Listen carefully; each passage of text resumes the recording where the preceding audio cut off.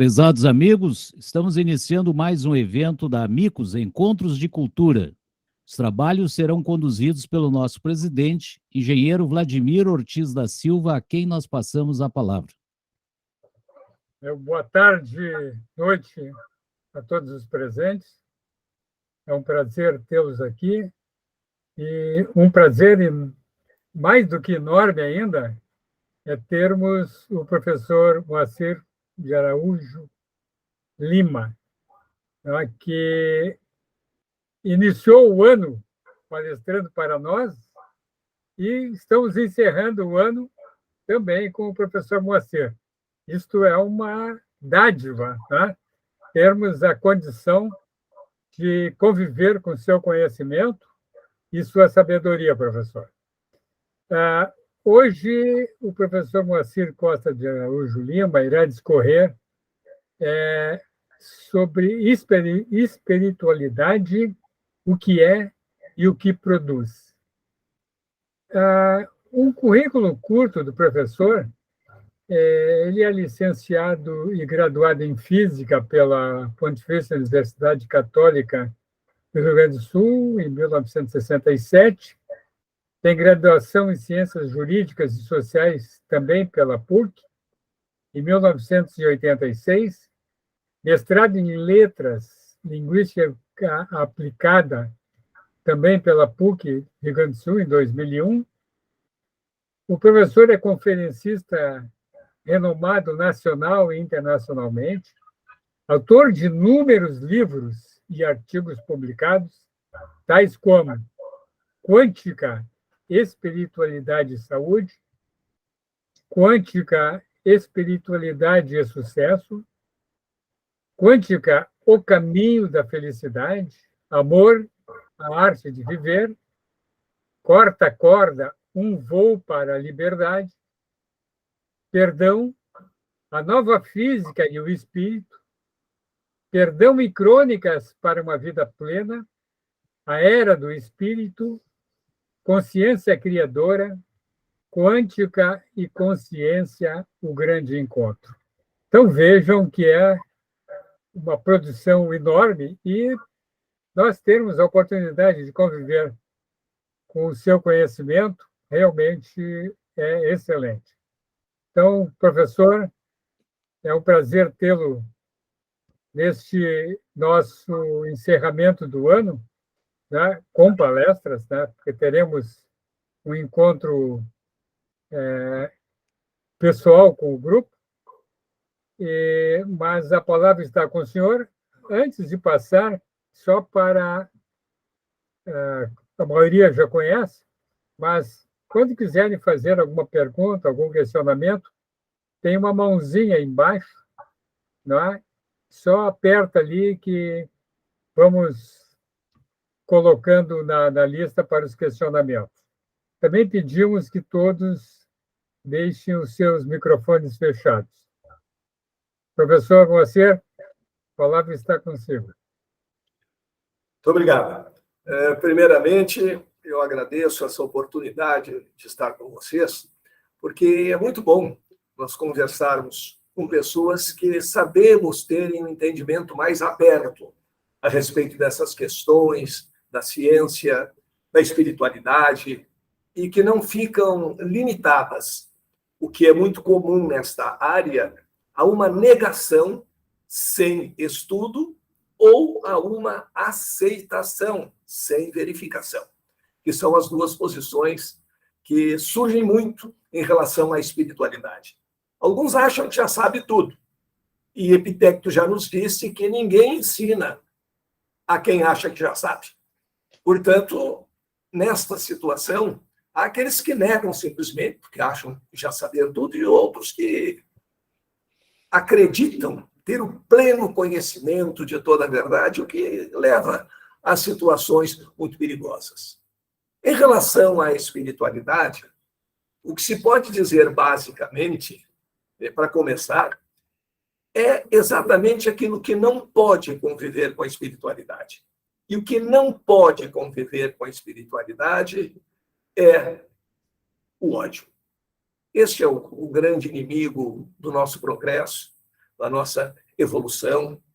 E, infelizmente, nós estamos vivendo um momento muito difícil e eu não estou vendo, embora tenha sido sempre uma pessoa otimista, mas não estou vendo a curto prazo, em não existindo uma mudança de atitude, uma saída desse núcleo de ódio em que nós nos colocamos.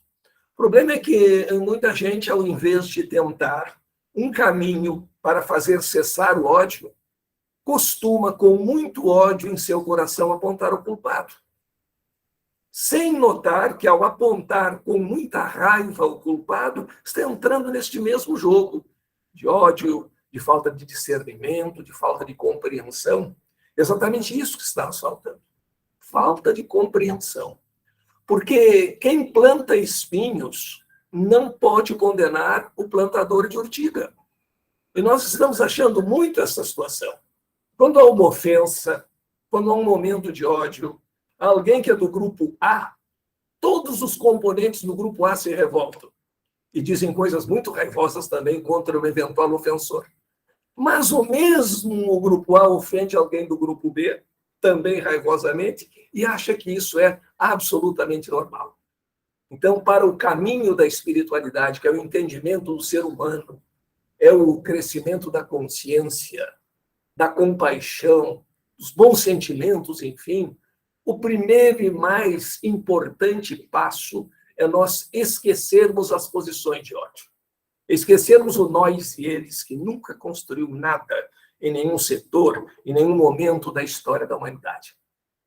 E, em geral, quando se fala em espiritualidade, essa pergunta, hoje, no meu último livro, Quântica e Consciência, eu fui mostrando, pouco a pouco, uma espécie de história da física, como ela começou, e principalmente no campo da filosofia da ciência, como pouco a pouco foi acontecendo uma abertura para a espiritualidade.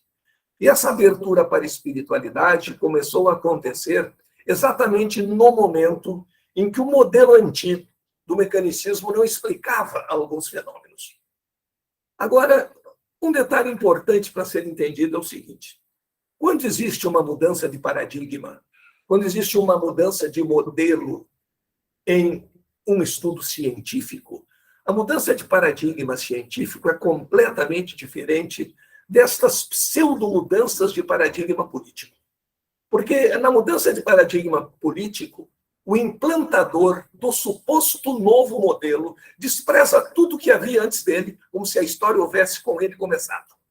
Já na mudança de paradigma científico, não. Hoje, por exemplo, não adotamos o paradigma newtoniano da mecânica clássica que inspirou o materialismo realista, que por algum tempo deu suporte filosófico à teoria marxista. Esse modelo não é mais utilizado, mas não é desprezado. Manda-se uma nave ao planeta Marte usando todo o conhecimento da mecânica newtoniana. Então, qual é a diferença nessa mudança de paradigma? Tudo que o antigo modelo resolve, continuamos a resolver pelo antigo modelo. Não o desprezamos. E nos momentos em que o antigo modelo não tem alcance, naqueles problemas nos quais o antigo modelo não dá conta, nós utilizamos o novo. O que não significa desprezar o velho. Não é um rompimento completo de situação. É uma ampliação do modelo e não uma ruptura. Então, nesse sentido, pouco a pouco, foram surgindo determinados fenômenos e ainda há indagações da ciência nesse sentido. Por exemplo, qualquer físico admite hoje o chamado fenômeno não local. Neste fenômeno não local, uma partícula é capaz de agir sobre outra sem tocá-la e sem mesmo que qualquer sinal emitido por ela chegue até a outra. Não se sabe o que é transmitido. Bohr, um dos criadores dessa teoria, chamou essa transmissão de transmissão ou transferência de propriedades ocultas. Só que propriedade oculta e ciência são duas coisas que não combinam muito. Na verdade, eles não quiseram confessar que não sabem ainda o que se transmite. Como qualquer físico hoje terá plenas condições de nos dizer que a consciência do observador influencia o fenômeno observado. Agora, não saberá dizer o que é consciência. Não há uma fórmula. Não foi possível ainda equacionar. E aí eles dizem, bom, isso é assunto para neurociência, isso é assunto para filosofia, quem sabe os filósofos responderão no próximo século, com algum otimismo, mas confessam não saber, porque não tem nenhuma importância. É bonito nós confessarmos que ainda existem assuntos a serem estudados. O que não é bonito é dizer, isto eu não sei, mas tal tipo de teoria eu não aceito. Se eu não sei, eu devo estar aberto às hipóteses. Hipóteses não podem ser simplesmente rejeitadas. Elas deverão ser refutadas ou confirmadas a partir da experiência.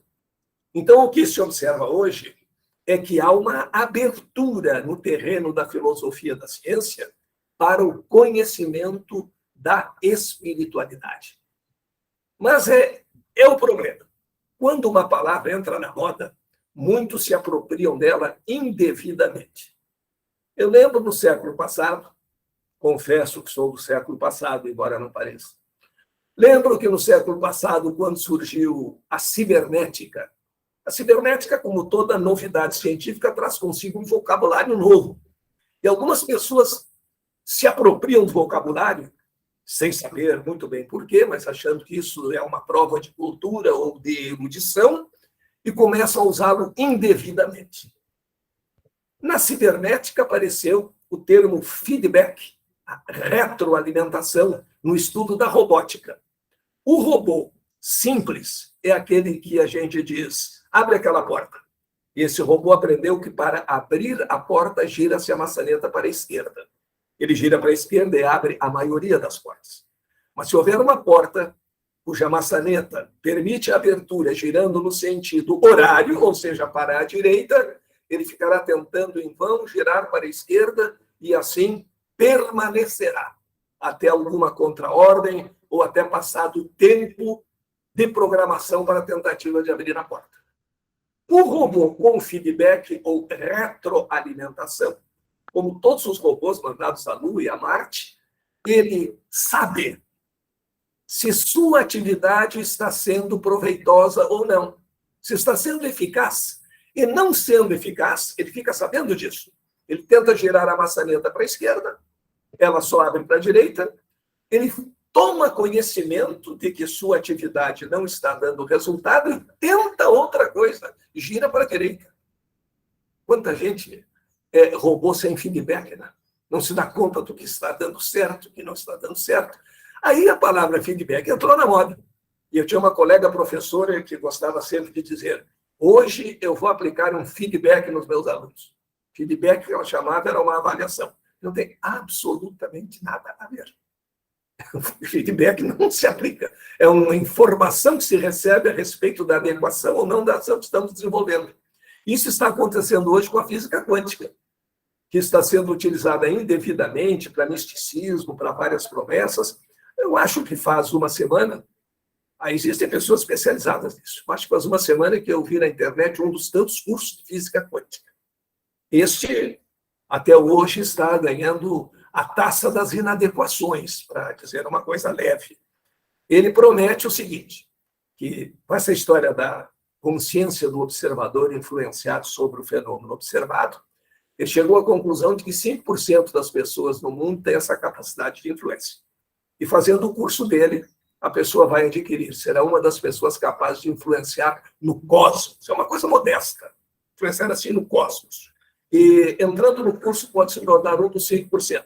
E naturalmente modificará o percentual, porque se muitos entrarem, serão mais de 5% a ter essa condição de influência. E junto no mesmo curso também, em 30 dias, encontra o ser amado, encontra a sua metade ideal e outras coisas do gênero tolice romântica. O que não faz o menor sentido, mas é muito ruim. Por que isso é muito ruim?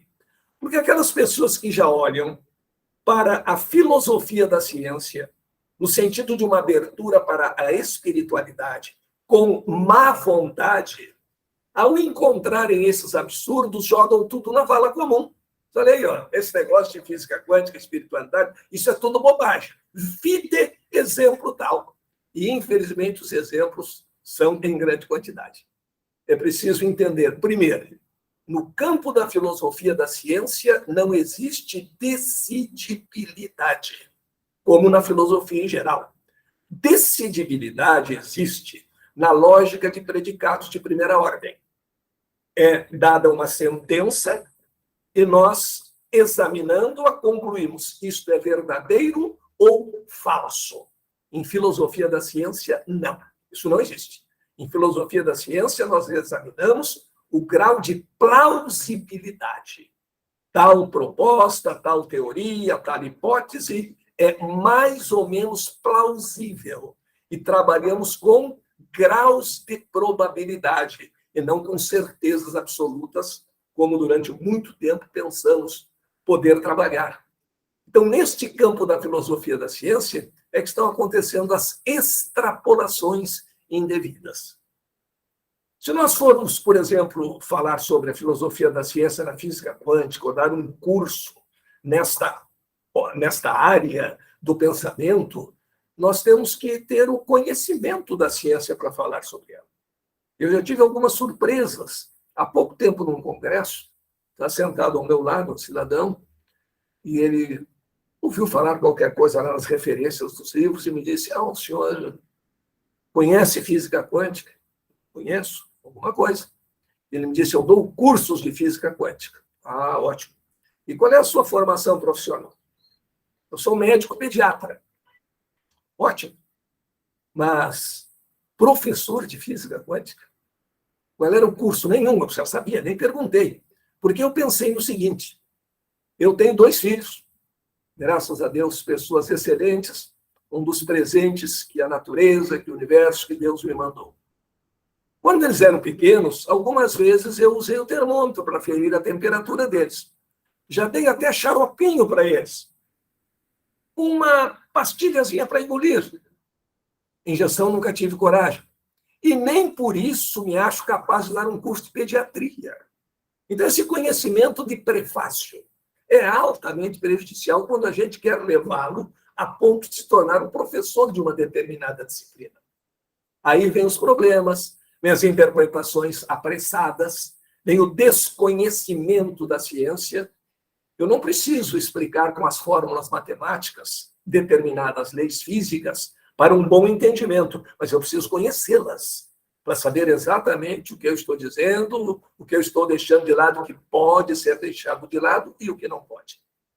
Mas, de qualquer maneira, nós estamos vivendo um momento de muita felicidade e responsabilidade neste sentido. Uma das leis fundamentais que nos leva a esse estudo da espiritualidade, e eu gosto muito de repetir, é uma das minhas leis favoritas, é aquela que diz que lá no mundo da microfísica, a expectativa do fato cria o fato. Vejam só, isso nos eleva e também nos dá responsabilidade da posição de meros observadores passivos à posição de co-criadores. Se eu espero, e esperar em ciência, montar uma experiência nesse sentido, se eu espero que o elétron se comporte como onda, ele se comporta como onda. Se eu espero que o elétron se comporte como partícula, ele se comporta como partícula. Como se uma consciência menor obedecesse uma consciência maior, a ponto de os físicos falarem, confessando não saberem bem o que é isso, mas sabendo que existe, falarem em grau de consciência das partículas. Muito bem. Se lá no mundo da microfísica a expectativa do fato cria o fato, quão mais verdadeiro não será isso entre nós? Quando nós temos um grupo, como o grupo dos amigos, pessoas que se reúnem com a expectativa de quê? De estudar, de aprender, de se divertir, que também não é proibido. Espiritualidade não é pessimismo, não é sofrência. Sofrência é letra de música sertaneja. Espiritualidade é progresso, é evolução. Por isso a mensagem de Jesus é chamada a boa nova, a boa notícia. Então, quando nós nos reunimos com essa expectativa, nós crescemos. Porque eu tenho a esperança de aprender alguma coisa com alguém, de também poder ensinar e, principalmente, criar esse clima de receptividade. Esse clima de receptividade é outro fator importantíssimo. Também é científica a seguinte informação: nós somos emissores e receptores de energia. mas só recebemos nas frequências em que somos capazes de vibrar. Qual é a minha frequência de vibração? Ódio, ressentimento, vingança? Eu estou preparado para entender e receber tudo nessa frequência. Até a minha observação vai funcionar nessa frequência. Vejam, por exemplo, o caso de pessoas invejosas que vão a uma festa bem programada, ou aquela pessoa que programou a reunião, se esmerou, fez tudo do bom e do melhor, e depois nós perguntamos para a pessoa ressentida, o que achou da festa? Até que estava bom. Esse até, para quem estuda inferência, quer dizer muita coisa. Até que estava bom. Mas teve um detalhe de importância mínima. E aí eles, na inveja, mentindo para si mesmos, tentam valorizar a festa. Uma festa tão bonita como esta, não podia ver aquele mosquito debaixo da mesa. Para acelerar, para ampliar a importância daquele detalhe que é negativo. Então, se essa é a nossa expectativa, é nessa frequência que nós recebemos. Mas se a nossa expectativa é criar, é produzir, é desenvolver bons sentimentos, nós chegamos lá. E se a expectativa do fato cria o fato, embora a nossa esperança imediata não seja muito grande, nós podemos ir pouco a pouco pensando na nossa amizade, nos bons sentimentos, na compaixão, nisso tudo que caracteriza a espiritualidade. Espiritualidade não quer dizer praticar uma religião qualquer. Pode-se ser espiritualizado e religioso, mas não é condição necessária para ser espiritualizado, ser religioso. Seria muito bom que as duas coisas marchassem juntas, que a espiritualidade, no sentido tradicional, que é acreditar num espírito imortal, num céu, numa vida futura mais feliz, etc. Se a espiritualidade fosse sempre exercida com harmonia e não levasse a um dogmatismo religioso, seria ótimo. Mas nós podemos ser altamente espiritualizados sem sermos religiosos. E, infelizmente, há pessoas que são religiosas sem serem espiritualizadas, que querem fazer da sua religião uma lei. Basta ver que nos estados religiosos existe muito menos liberdade do que nos estados laicos. Começa que nos estados religiosos nós não temos liberdade nem mesmo de escolher a religião. Então, ser religioso é um problema que depende de uma adoção de determinadas condutas externas que nos são sugeridas. Ser espiritualizado é crescimento interior, é desenvolver a capacidade de amar. Nós muitas vezes não nos damos conta que essa capacidade de amar é a mais importante de todas as energias de que nós dispomos. William Gilbert, que foi um dos criadores do eletromagnetismo, médico da rainha da Inglaterra, dizia que o amor está presente na natureza, mesmo quando o ímã atrai uns pedacinhos de ferro. E que isso seria equivalente ao amor entre Romeu e Julieta. Só que, se entre o ímã e os pedacinhos de ferro nós colocarmos um anteparo, um obstáculo, nem o ímã nem os pedacinhos de ferro, embora uma forte atração mútua, terão inteligência suficiente para pensar em saltar ou em contornar um obstáculo. Romeu e Julieta tiveram. Aí a diferença. E aí muitos dizem, bom, mas Romeu e Julieta não foi uma boa história, foi um fracasso. Não. Essa palavra fracasso nós temos que banir do nosso dicionário. Foi um insucesso. Ou seja, não sucedeu o que era esperado. Mas, pelo menos, tiveram seus momentos de amor. O pior é não tê-los. O pior é morrer na saudade do que não aconteceu. Alguma coisa tem que acontecer. E algumas pessoas têm tanto medo do insucesso que nada tentam pelo medo do fracasso. E em nada tentando, nada conseguem. A espiritualidade está sempre unida a esse desejo de progredir, de fazer o bem do semelhante, de procurar a felicidade na felicidade do outro.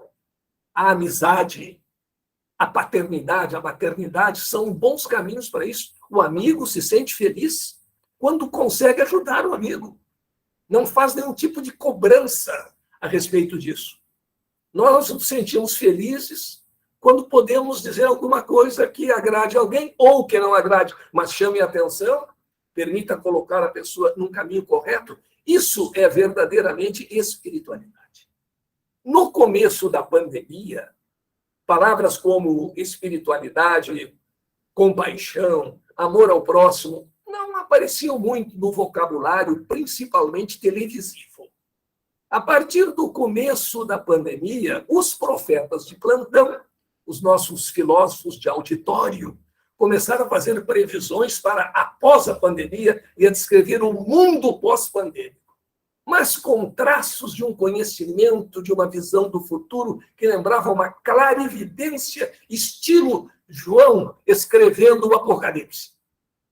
Não foi nada daquilo. A coisa era muito simples. E eles queriam criar o novo. Como será o novo normal? O novo normal será o que fizermos do velho normal. E poderá ser simplesmente o velho normal ampliado, como em algumas situações. Há que saber que nós somos os construtores do nosso destino. Depois da pandemia haverá mais tolerância. E aí, eventualmente, a gente sairia à rua durante a pandemia de carro e via o comportamento das pessoas do trânsito e ficava duvidando dessa informação. Não é uma pandemia que vai nos trazer maior tolerância. Evolução é problema nosso. Ninguém ensina quem não quer aprender. Nós não temos o dom de modificar o outro. Nós podemos tentar, nós podemos aconselhar, mas hoje, com a própria ciência de probabilidades que nós vivemos, sabemos que nós somos os arquitetos do nosso destino. Dentro das nossas limitações normais de vida, cada um é o construtor da obra que é a sua vida. E se temos queixa em relação a essa obra, a primeira pessoa a quem devemos dirigir a queixa é a cada um de nós, que não interpretamos bem as mensagens e coisas do gênero. Por exemplo, a pandemia nos mostrou que não existe o problema do outro, sem que este problema seja também meu. Aliás, isso apenas foi uma demonstração prática daquela que é chamada a grande lei da física quântica, a lei da interconectividade. Numa medida maior ou menor, todos nós estamos interconectados. Então, a pandemia mostrou que não existe o problema do outro. Muita gente começou a pensar assim. É mesmo, não existe o problema do outro. O problema do outro pode ser também meu, então eu tenho que me cuidar dele. É uma forma de interpretar. O problema do outro também pode ser e será meu. Então eu devo ajudar o outro a resolvê-lo, porque estarei ajudando a mim mesmo. É outra forma de interpretação. E tudo depende da interpretação. Einstein já dizia que o mais extraordinário não é que possamos visualizar coisas do universo, mas é que consigamos interpretá-lo. E consigamos criar leis para explicar como a luz se dobra perto de uma estrela, para explicar por que caem os corpos. E isso depende da interpretação. Aí, como é que nós interpretamos as mensagens da natureza?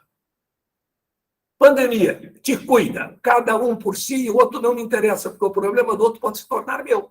É a mesma realidade, interpretada de modos diferentes. Vamos nos cuidar como um todo, respeitar o outro, para que sejamos também respeitados, e assim nós poderemos resolver o problema da humanidade, o problema de todos nós, aquela famosa frase do Gandhi, seja você mesmo a mudança que quer ver no mundo.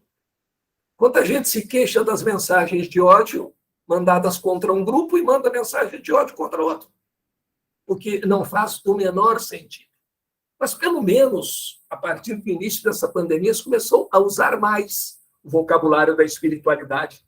Se começou a entender que espiritualidade não é questão de assombração, que assombração é questão de medo, de infantilidade, de coisas que se podem encontrar, quem sabe, lá no sombrio inconsciente do Dr. Freud. Mas a vivência do espírito, neste sentido, das qualidades sutis do ser humano, que nos trazem tanta felicidade, nós ainda temos alguns aspectos interesseiros.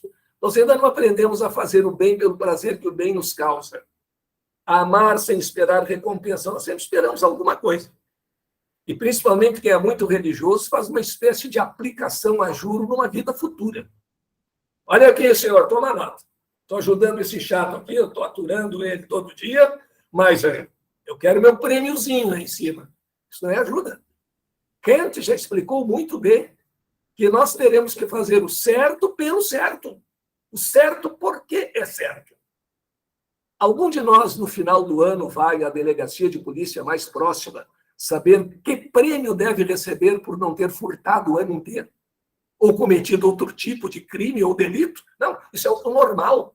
O agir corretamente pelo correto. E isso se entende como faculdade da espiritualidade. A evolução, o sentimento interno, religiosidade, escolha de uma religião, nós escolhemos ou não. Agora, espiritualidade é interna.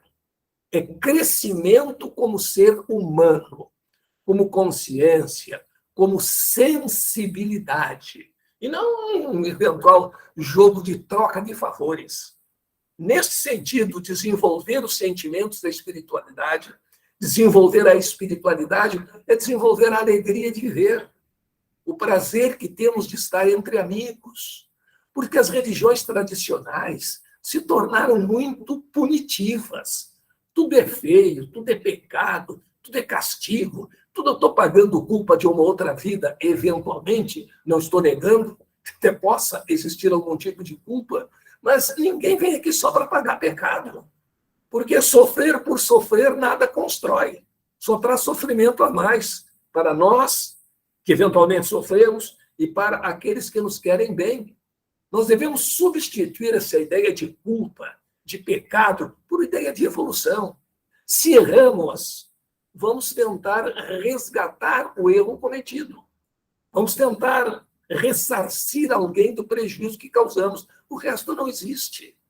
Porque pela ortodoxia, é tradicional, como tudo era pecado, tudo era proibido, nós éramos seres essencialmente maus.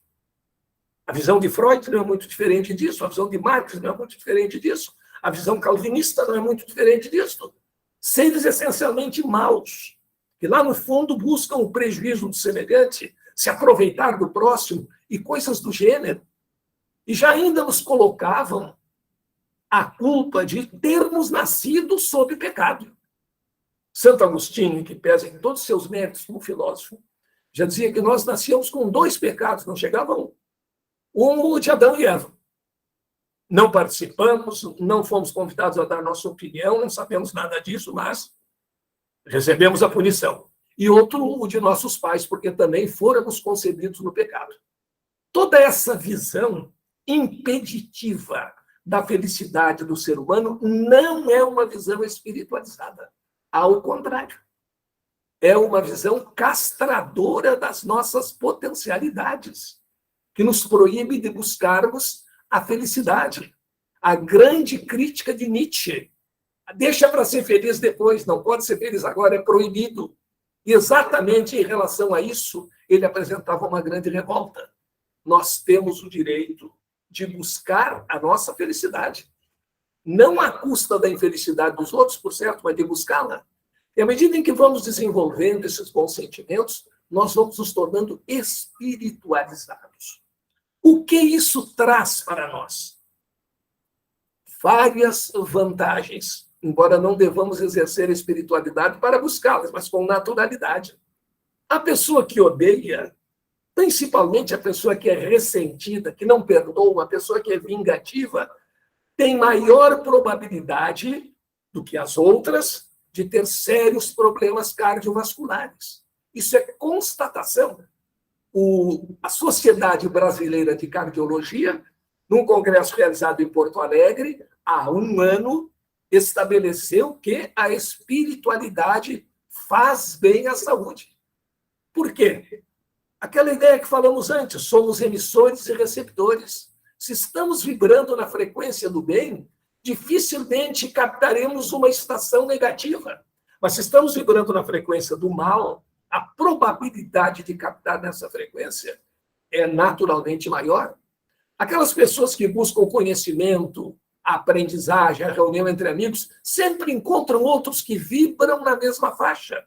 Isso forma grupos de amigos, como o grupo de amigos. Isso forma grupos de pessoas que se reúnem para conversar, para crescer, para trocar ideias. E isso nos faz bem. Isso faz bem à nossa saúde física. Nos torna predispostos à aprendizagem, ao crescimento. E num livro muito interessante chamado A Felicidade Segundo Harvard, os pesquisadores descobriram que a espiritualidade faz bem à saúde no sentido de nos trazer bem-estar, paz e riqueza. Eles mudaram um algoritmo que era muito conhecido antes e se referia ao seguinte: o sucesso traz felicidade. Então, a equação antiga, a sequência lógica antiga, trabalha, te vira, te mata, mesmo com muito sofrimento. Um dia tu vai ganhar bastante, outro vai ser famoso, e aí tu vai ser feliz. Se verificou que isso não existe. Se assim fosse, artistas de grande prestígio popular não entrariam em depressão. Pessoas muito afortunadas em todos os sentidos não teriam problemas de angústia, não teriam problemas de sofrimento. E Harvard descobriu exatamente o contrário através de pesquisas, nessa mesma linha de que a expectativa do fato cria o fato. Eles verificaram que as pessoas que são mais de bem com a vida, as pessoas que já são felizes, chegam ao sucesso. Não é o sucesso que traz a felicidade. É a felicidade, é o bem-estar, é o estar de bem com a vida. É tudo isso que nós podemos chamar de espiritualidade, que nos encaminha para o sucesso. Não é que tenha sucesso e, por causa disso, seja feliz. Há uma inversão aí de causa e efeito. Seja feliz e tenha sucesso. Eles verificaram, por exemplo, entre estudantes de direito de Harvard, um dos cursos em que existe maior grau de concorrência, que aqueles estudantes que olhavam a vida com otimismo, que cultivavam sentimentos como o amor no seu coração, que eram solidários, 20 anos depois, verificada a sua situação, eles estavam melhor profissionalmente do que aqueles que queriam só competir. Eu tenho que ganhar dele, eu não posso contar isso para ele, isso é segredo meu. Não viam a vida com abertura e com felicidade. Isso é um dado estatístico, naturalmente, que pode haver divergências de um ou outro no mesmo grupo, mas é estatístico. Estudo que levou mais de 20 anos acompanhando, estudo chamado randômico, acompanhando aqueles estudantes e o seu futuro. E interessante como também hoje nós sabemos que o pensamento é uma forma de energia, como nós podemos ajudar ou atrapalhar com o bom pensar. Os pesquisadores descobriram que havia um grupo de 3 estudantes de direito, 3 ou 4, e depois isso vai se repetir todos os anos, que preferiam estudar no porão a estudar na biblioteca. Biblioteca com belíssima iluminação, computadores à disposição para pesquisa, computador podiam levar para o porão, ar-condicionado, todas as condições no porão é melhor. E é investigado a fundo, eu não sei porquê, mas no porão a gente se sente melhor. Investigando mais a fundo, alguns disseram, parece que lá na biblioteca há uma espécie de ruído mental, há uma espécie de angústia no ar, e a gente sente isso. E aqui no porão, não. Exatamente a possibilidade do pensamento ser uma forma de energia e se propagar num determinado ambiente. E descobrindo, nesse sentido, que a expectativa do fato cria o fato, uma experiência importantíssima. Com isso se criou a psicologia positiva. 1998, quase no fim do século passado. Por que criaram a psicologia positiva? Porque verificaram que cada 18 casos estudados em psicologia, 17 tratavam de coisas negativas, de doenças, de disfunções, de problemas. E um só tratava de coisa positiva. Não se estudava aqueles que tinham sucesso, aqueles que eram felizes, para perguntar por que vocês estão felizes e têm sucesso aqui nesse mesmo ambiente.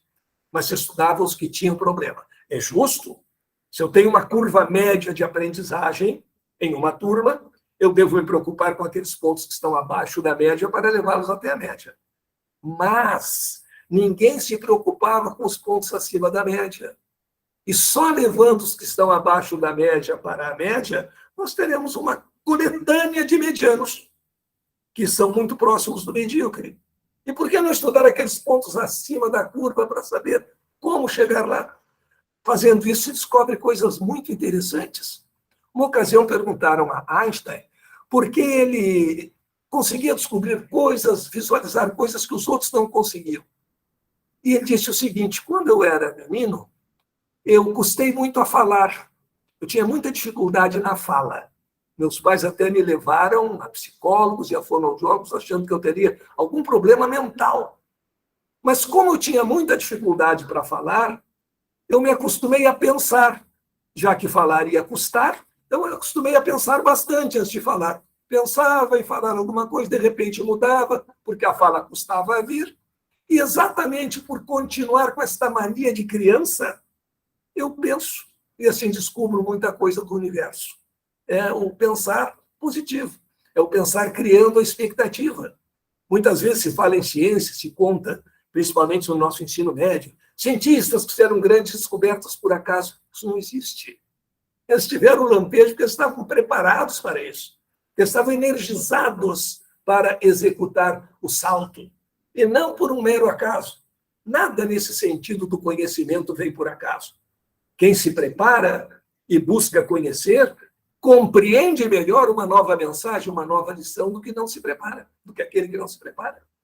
E assim, nessas experiências em Harvard, quando começou todo esse estudo, eles pegaram uma turma de alunos e os investigadores da psicologia escolheram 3 alunos e disseram a todos os professores que iriam trabalhar com esses alunos no ano seguinte que aqueles 3 eram acima da média.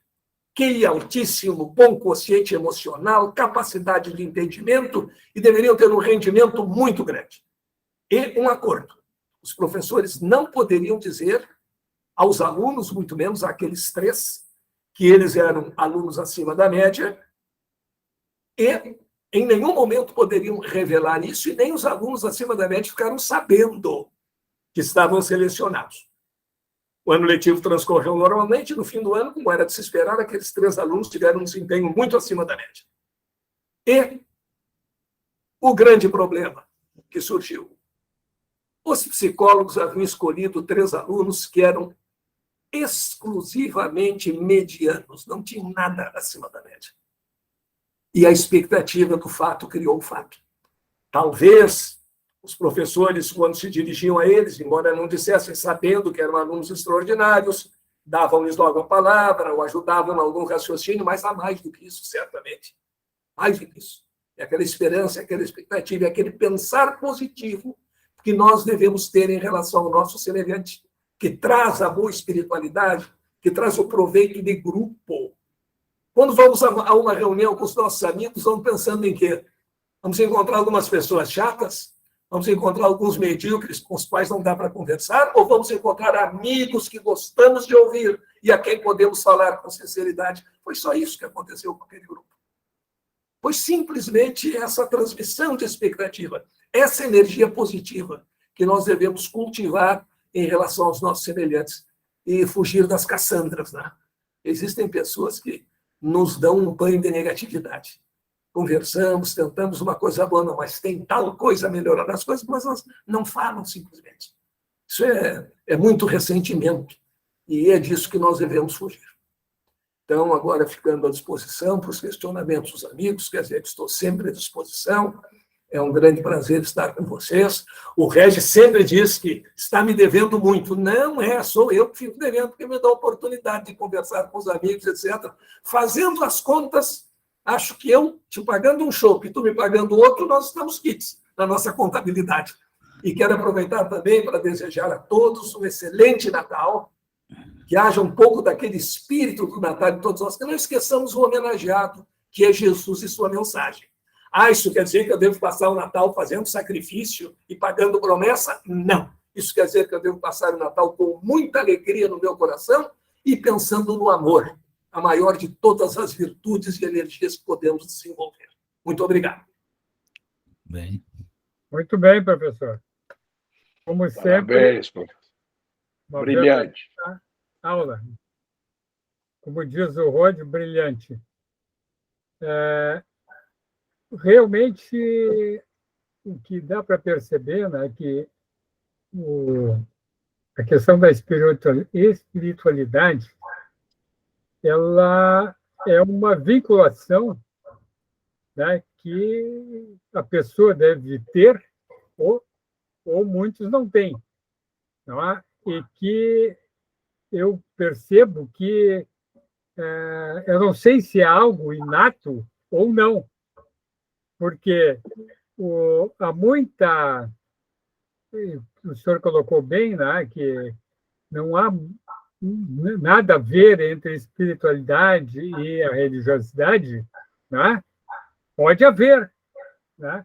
Mas o que se percebe é que muitas pessoas religiosas até, e esse momento agora da pandemia e também esse período de eleições no país, ele suscitou, né, alguns ingredientes que foram colocados para fora por muitas pessoas que a gente não imaginava que teriam tanto ódio, né, que pudessem empurrar para frente. Né? Então, aquela ideia de que sejamos solidários, né, e vejamos o ambiente em sua plenitude, né, que possamos fazer algo para o outro, a gente percebeu nesse período agora que ele entrou uma verdadeira guerra. Exatamente. Eu não sei como, né, nós vamos conseguir reduzir ou ter um outro momento em que tenhamos condições de evoluir nesse aspecto espiritual. Quer dizer, enxergar a vida, né, como o senhor refere, sob os aspectos positivos.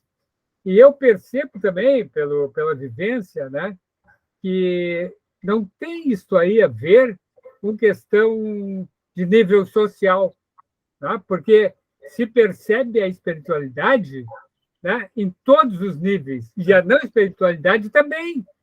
Né? A gente percebe, por exemplo, o envolvimento de várias pessoas, não apenas nos momentos de Natal ou outra, sempre vivendo, procurando ajudar o próximo. Né? Eu tenho vários amigos que se dedicam intensamente a isso. Mas também, né, esse momento agora, eu consegui perceber que tem alguns que eles ficam induzindo ao belicismo. Né? E eu percebo isso aqui, né, dentro de grupos religiosos. Sim. Uma coisa que eu jamais imaginaria, que ficam colocando esse belicismo diante, tá, das pessoas e litigiando entre si, né, sendo religiosos, mas se percebe que a espiritualidade está além disso. E essas pessoas não sei se conseguirão. E até levando ao nível internacional, né, imagina qual é a espiritualidade, né, de um Putin, por exemplo, né, fazendo aquilo que está sendo feito com a Ucrânia. Né? Isso aí é um retrocesso incrível na humanidade. Tá? Então, professor, realmente o senhor incitou, né, os nossos pensamentos e a nossa meditação para ampliarmos, né, a nossa forma de agir. Muito obrigado. Mas tem pessoas aqui que já levantaram a mão, né, que é a primeira Maria Elisa. Maria Elisa Santos Rosa, nossa colega e amiga. Maria Elisa, pode Primeiro, falar. brilhante explanação, foram tocados pontos que me interessam muito, como grau de consciência, definição de consciência, que até agora, como o senhor disse, não está bem explicado. Há longo tempo eu sigo e comprei vários livros do cosmólogo e físico Marcelo Gleiser. E ele não acredita em Deus e ganhou o prêmio mundial da espiritualidade. E isso, essa palestra me chamou, eu quis assisti-la simplesmente para saber assim, qual era o conjunto. Agora eu fico pensando, pelo que o senhor disse, a espiritualidade pode ser definida pela envergadura moral, por qualidades morais. Mas ele é mais do que isso. Ele é um estudioso da natureza, ele é alguém... Eu lhe confesso, assim, com toda sinceridade, espiritualidade, a verdadeira acepção desse termo, é difícil para mim compreender. Porque ela vai além da religiosidade, ela vai além das qualidades morais. E o que é, né? Por que eu pergunto até agora, por que ele ganhou esse prêmio? Cara que não acredita nem em Deus, né? São duas questões. Primeiro, a espiritualidade se manifesta através dessas qualidades, mas como a senhora disse muito bem, não é só essas qualidades. É como a arte do pintor se manifesta no quadro, mas o quadro não é a arte do pintor. O quadro é uma parte, a espiritualidade é algo mais sutil. Eu acredito que faça parte da nossa evolução de compreensão do universo. Quanto ao prêmio do Marcelo, eu confesso à senhora que sou outro que não entendi. Porque ele sempre se declarou e fortemente ateísta. De repente, porque o momento... É um jogo de interesse, no meu modesto entender. No momento, a espiritualidade, a palavra entrou na moda, então diz que a religião e ciência não deviam ser inimigas, se complementariam, e como ele tem grande nome dentro dessa área da física, a partir daí resolveu dar um prêmio. Mas não disse nada. Ele apenas disse que a ciência não deve atirar pedra na religião, pedra na ciência, mas continua pensando, claro que ali nesse livro ele não disse isso, que Deus não existe. E nem o espírito humano, nem nada disso. Nós vivemos, morremos e acabou. Então, quanto ao prêmio, também não entendi. Há muitos prêmios e muitas eleições no mundo que a gente não entende. Mas acontece. Obrigada pela resposta. Não, que é nada. Eu que agradeço. Obrigado, Maria Elisa. A Daniela Salete também levantou a mão para fazer um questionamento. Mas não tinha uma menina na minha frente, uma querida confrade? Não, foi a seguinte tá. mesmo, foi a Maria Elisa aqui. Tá, professor Moacir, eu teria, na verdade, muitas perguntas, como jornalista que sou, mas eu vou me ater a algo que o senhor disse lá no início, tá? Que eu anotei tudo aqui. O que não pode conviver com a espiritualidade é o ódio. E aí o senhor se referiu ao nosso Brasil e disse, sem mudança de atitude eu não vejo saída. O senhor mostrou um certo pessimismo ali no início. Bom, a gente está apreensivo por o que vem aí, para esse novo momento de governo, e eu lhe perguntaria assim, o que o senhor diria para nós, que somos pessoas conscientes, que estamos aqui aprendendo com o senhor, o que a gente pode fazer, de que maneira exercitar com o nosso vizinho, com o nosso amigo, com o nosso familiar que pensa diferente da gente, para a gente ajudar a mudar essa frequência, frequência de vibração que a Melisa falou agora há pouco, que é isso, né, Melisa Rosa? Que se disse assim, como é que a gente vai mudar o nosso papel de formiguinha dentro deste enorme formigueiro que estamos, professor? Nós estamos mais ou menos dentro daquele movimento lançado na França, se não me engano, em 2014, foi lançado o Movimento Beija-Flor. O Movimento Beija-Flor foi lançado a partir de uma parábola, que havia um grande incêndio na floresta, os animais todos apavorados, e um beija-flor ia até o rio, pegava um pouquinho d'água, jogava uma gotinha d'água em cima do fogo e voltava para o rio. E aí os outros criticaram, como é muito comum, né? Tu achas que com essa gotinha de água tu vais apagar o fogo? Está fazendo um papel ridículo. E ele disse, eu estou fazendo a minha parte. Às vezes a gente não faz ou não tem coragem de fazer porque acha que é muito pouco, mas o pouco é muito. Eu acho que o primeiro momento que a gente deve ver nessa situação é uma amostra de que o ódio não constrói. E outra coisa, nós, que no Brasil, infelizmente, temos feito essa oposição errada, torcer para que o governante vá mal, para que eu, que sou seu opositor, seja o próximo. Esse é um erro crasso. É como a pessoa que está no avião, tem muita raiva do dono da companhia e do piloto, que quer que o avião caia, esquecido que está ali dentro. Nós temos que ir contando algumas histórias e mostrar que o ódio não convém. Não dá para entrar diretamente no assunto para quem é extremista. Nós queremos o inimigo. Infelizmente, se criou uma situação absolutamente maniqueísta. Se eu sou do lado A Mas ouso dizer que eu não concordo com 1% das coisas do lado A, eu sou execrado pelo lado A, e naturalmente pelo B também, porque eu concordo com 99% do lado A. Então, é um trabalho de formiguinha, de beija-flor, ou de pelo menos fazermos a nossa parte, buscando explicar as coisas negativas que o ódio traz, que não adianta estar sempre buscando um culpado de tudo que vai mal. É uma tarefa difícil, mas felizmente não impossível. De repente, até o ódio cansa e as pessoas vão ver que estão se desgastando inutilmente. Tem uma amiga que não dorme desde a eleição. Não pode dormir, vai ser um horror, eu prefiro a guerra. Só que a gente tem que mostrar também as fantasias disso. Ela diz, eu prefiro a guerra. Quem é que vai para a guerra? Os filhos dela? Ela? Que tipo de guerra? Não é assim. Esse tipo de vibração não convém. Não adianta, eu tenho a minha preferência. Mas não é o fato de ter a minha preferência que eu odeio o outro. Por exemplo, eu sou o Inter. Eu quero que o Inter ganhe o Grenal. Normalmente eu digo que torço para 2 times, o Inter e o que joga contra o Grêmio. Mas eu não quero que o jogador do Grêmio perca a perna, eu não quero que o jogador do Grêmio morra, eu não quero que jogar uma bomba na torcida. Isso é outro nível de animosidade e animalidade. E acredito que a gente pode ir combatendo pouco a pouco, mesmo com as nossas reuniões do nosso grupo trazendo coisas boas, não significa concordar com tudo. Outra coisa que as pessoas têm confundido muito, tolerância não é adesão. Concordar não é aderir. O cidadão escolheu tal tipo de conduta, tudo bem, o problema dele, não sendo uma conduta que prejudique os outros, não sendo uma conduta de assassino, por exemplo, tudo bem, ele escolheu, mas eu não posso ser obrigado a escolher, eu tenho direito de ter a minha. Interessante é que todos nós, no fundo, esses grupos majoritários envolvidos nesse conflito aqui, eles acreditam que todo mundo tem direito de pensar como eles. Diferente não.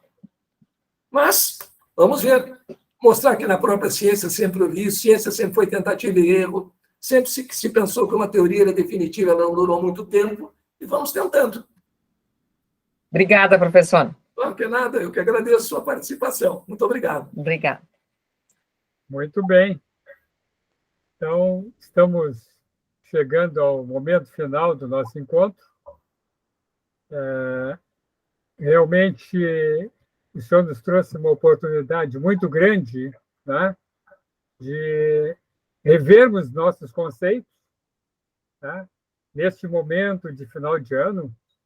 Né, este ano não foi, né, a pandemia não foi tão forte quanto o ano anterior, então podemos ter um resultado considerado positivo, mas estamos no momento em que vamos ter que um colaborar com o outro efetivamente, que a pandemia não se foi ainda.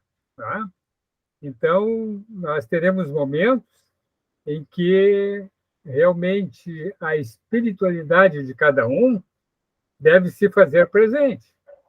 Tá? Vamos procurar, tá? O senhor referiu, tá, as 2 maneiras de você tratar um determinado assunto. Tá? Vamos tratar vendo o lado positivo das coisas, procurando realmente dar uma colaboração. Então, eu quero agradecer também a todos os nossos amigos que, durante este ano, né, em que eu tive a oportunidade de, por indicação do grupo, ficar coordenando o presidente, já foi uma honra muito grande, e também agradecer essa presença efetiva dos membros do grupo e também sempre de convidados que vieram trazer o seu conhecimento, convidados não apenas os palestrantes, tá? Mas os convidados que participaram como ouvintes e fazendo questionamentos, que nos deram uma rara oportunidade de ampliar o nosso conhecimento. Então, meu obrigado a cada um de vocês, em especial o professor Moacir, né?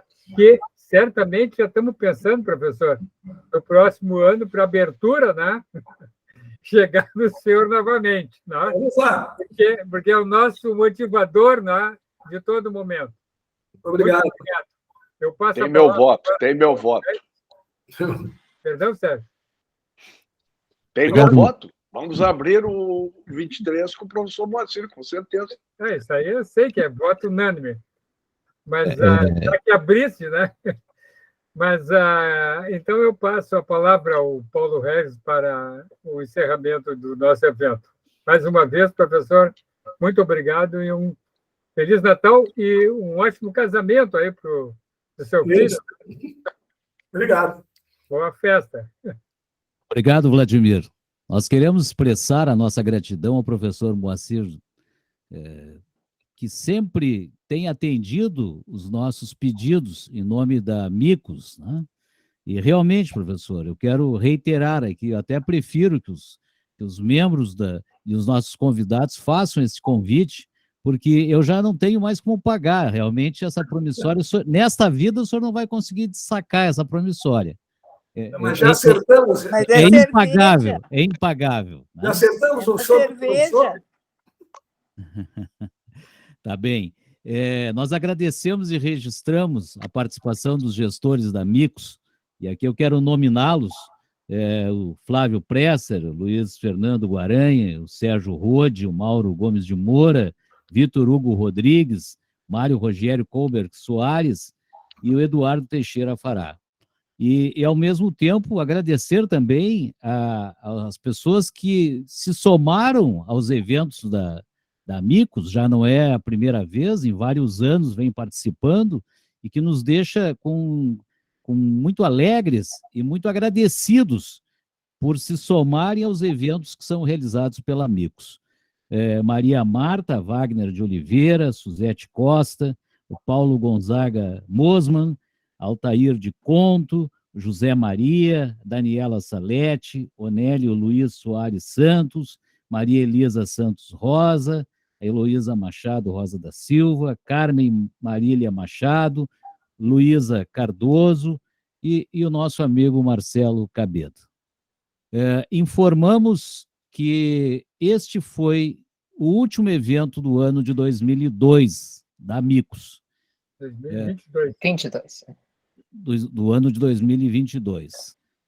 Esperamos no ano seguinte, no ano de 23, dar prosseguimento a esses eventos, sempre contando com a presença de vocês. Amigos, nossos trabalhos estão encerrados.